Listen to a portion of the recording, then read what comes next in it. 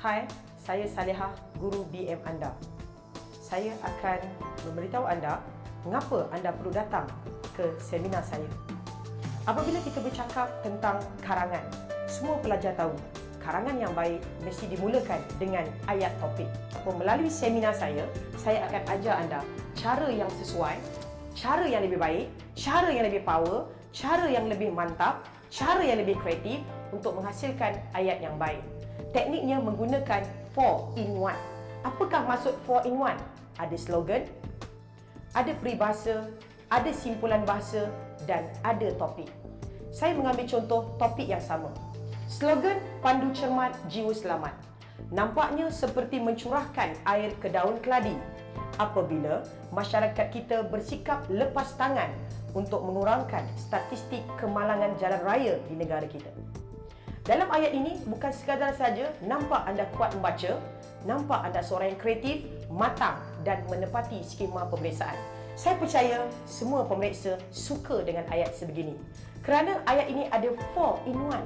Ada slogan, ada peribahasa, ada simpulan bahasa dan masih ada topik yang sama. Katakanlah dalam exam tak keluar kemalangan, saya mengambil topik yang kedua, dadah. Adakah saya masih boleh menggunakan formula 4-in-1? Sudah pasti. Saya mengambil contoh, topik dadah. Slogan, dadah membawa padah. Nampaknya seperti mencurahkan air ke daun keladi apabila masyarakat kita bersikap lepas tangan untuk mengurangkan bilangan sampah masyarakat di negara kita. Cikgu, dalam ayat ni tak ada pun dadah. Jangan lupa, sampah masyarakat, mayat hidup merujuk kepada golongan penagih. Dalam seminar saya, anda akan diajar bagaimana menghasilkan ayat yang baik, 4-in-1. Dalam setiap ayat, dalam setiap perenggan, termasuk perenggan isi, termasuk perenggan penutup, walaupun apa topik yang akan keluar. My name is Long. I'm from Perfection Training Academic. I'm your physics tutor. So today I'm going to show you one of the most important subtopics you have to study and you have to look into it for your exam this year. What is the most important thing we're going to see today is based on gas pressure. So this is a flow chart to represent how gas pressure related with all the important factors and able to control it. So as you can see from the entire chart, the gas pressure is strongly depends on the number of particles in the surrounding. So it means that when you have more particles, that means that the gas pressure in that particular area might increase as well.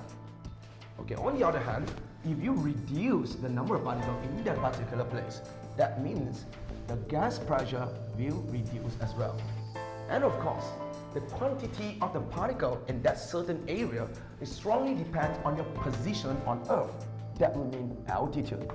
So when we find that the more particles area, where it is the low altitude area, it means it's somewhere closer to the Earth. And where the place is a low number of particles, that means it's a high altitude area. It means that somewhere is far away from the surface of the Earth. The altitude is low, it means the surrounding gas pressure will be higher.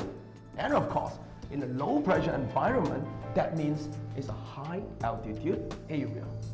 Not only that, the quantity of the particles will affect the rate of collision between the particles. So the particle will try to collide with each other, okay, in the container, but it strongly depends on the volume and the temperature of the container itself. It means when you have a lot of particles in a particular container, that means the rate of collision will increase. And it means that the size of the container will drop. And on the other hand, the temperature will increase. Okay? And how about when you have a low particle count? That means the rate of collision will drop, and of course, the size of the container will increase. And it means the temperature will reduce. And this is how it all affects the gas pressure. So it means that, as you can see from the entire flow chart, when the volume is low, it means that the gas pressure is high. And when the volume is high, it means that the gas pressure is low. And the same thing going to happen for the temperature factors. My name is Mr. Benjamin. I'm teaching you guys additional mathematics. Here we have got log base 5 in brackets y minus 1.2 plus 1 equals to 2 log base 5 y. When we perform equations for log, always make sure the number, in this case here 1, is converted to log. Log base 5, y minus 1.2 plus. Remember, the base here is 5. Therefore, when I convert 1 into a log, it becomes log base 5, 5 equals to the number 2 that is in front of this log. Be sure to bring it up according to the power rule. So when you bring it up, it becomes log base 5 y squared. Easy, right? Next step. This is log base 5 plus log base 5. We have to combine these two log together. We can use the product rule, but remember, when you combine log and log together, 2 log will give you only 1 log. So therefore, we have log base 5, and this is y minus 1.2 multiplied with 5 equals log base 5 y squared. The idea here is to make sure that you have 1 log on the left and 1 log on the right. Once we have 1 log on the left, 1 log on the right, we can ignore the log. Therefore, we get y minus 1.2 times 5 equal to y squared. Do remember, the brackets here represents a multiplication process. So multiply the number 5 into the bracket, and that will then give you 5y minus 6 equal to y squared. Arrange your equation and make sure that you have 0 on your right hand side. That means you now have y squared minus 5y plus 6 equal to 0. To find y, factorize. You do remember how to factorize, don't you? Well, we have y minus 2, y minus 3 equal to 0. Simple, right? This means we have got 2 values for y. On one hand, y minus 2 equals 0. Therefore, y equals 2. And the second bracket, y minus 3 equals 0, y equal to 3. Hi boys and girls, my name is Mr. JB and I'll be teaching you Bio Imperfections Most Powerful Seminar. This question always comes out in the exam and I'm going to show you the way to do it, the shortest possible way to get the answer. Got a question on meiosis here. The question is, they're showing you a diagram of a parent cell with 6 chromosomes. And the question says, after meiosis is completed, find out the diagram of the daughter cell. What I want you to do first is, you have to rearrange all of these chromosomes as pairs one more time. So you take the first pair and you put together, and then you take the second pair and you put together. Now you have arranged all of them in pairs according to homologous chromosomes. These are called homologous chromosomes. And homologous chromosomes, I like to call it as boy, girl, and boy, girl. So now, the next step, what you do is, you just divide them into half first. So you separate the chromosomes, boy and girl, boy and girl. And the next step you do is, you separate the sister chromatides. These are called sister chromatides, and you just separate them one more time. You separate this as well one more time, and you will get 1, 2, 3, 4 daughter cells. We have 1 big chromosome, 1 medium, and 1 small. And same goes for this. You have 1 big, 1 medium, and 1 small.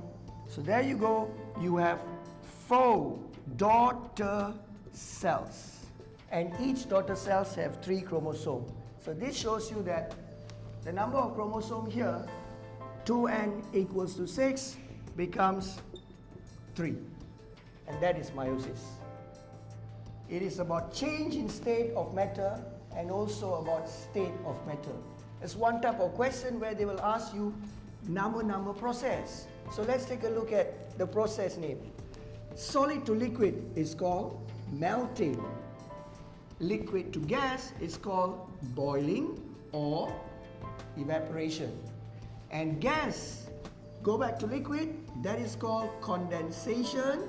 And liquid back to solid is called freezing.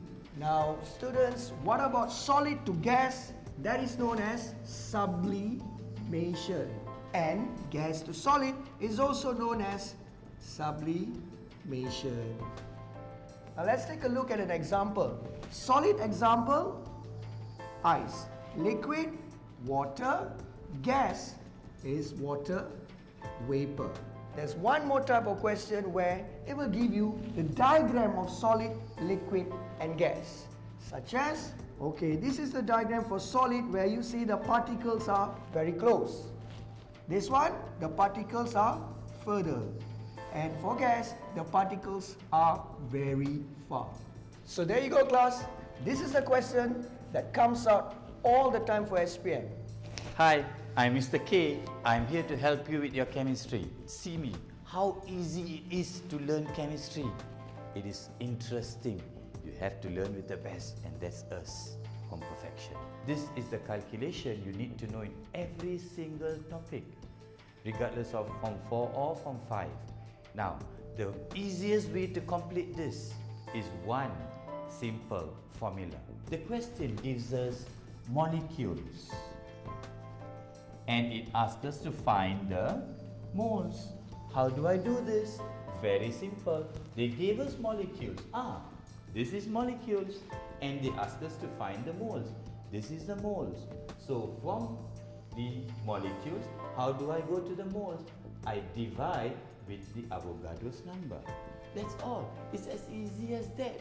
The next question, they gave us molecules and they asked us to find the volume of gas. Now, I am here. They asked us to find the volume. We do not have a direct path, so we will have to change it to moles first and then times it with the volume, molar volume. And don't forget, we have two molar volumes. You have the room temperature and you have the STP. Students, make sure you check which volume they ask you to find. There, this is one simple formula which is going to make a big difference in your life. And make sure you join us in Perfection's most powerful seminar for SPM, because I will show you a lot more there. Don't miss it. So if you want to know more about the tips and the prediction that we are going to give for your SPM examination this year, So many tips and techniques to show you during the seminar. So if you want to do well, come and join the seminar, and I will definitely make sure you get an A. Now you may think log is complicated, but actually it's not. Join me in the seminar and I'll show you tips on how to answer and score in your additional mathematics for other topics as well, not just log. Masa anda. Saya jimatkan masa anda untuk mengulang kaji pelajaran.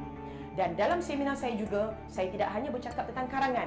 Saya akan memilih satu ayat yang boleh menjawab semua soalan aspek sintaksis. Kalau keluar subjek dan predikat, kalau keluar bahagian pola ayat, kalau keluar bahagian cakap ajuk, cakap pindah, kalau keluar ayat songsang, ayat biasa, boleh dijawab dengan hanya satu ayat sahaja yang saya akan ajar dalam kelas seminar nanti.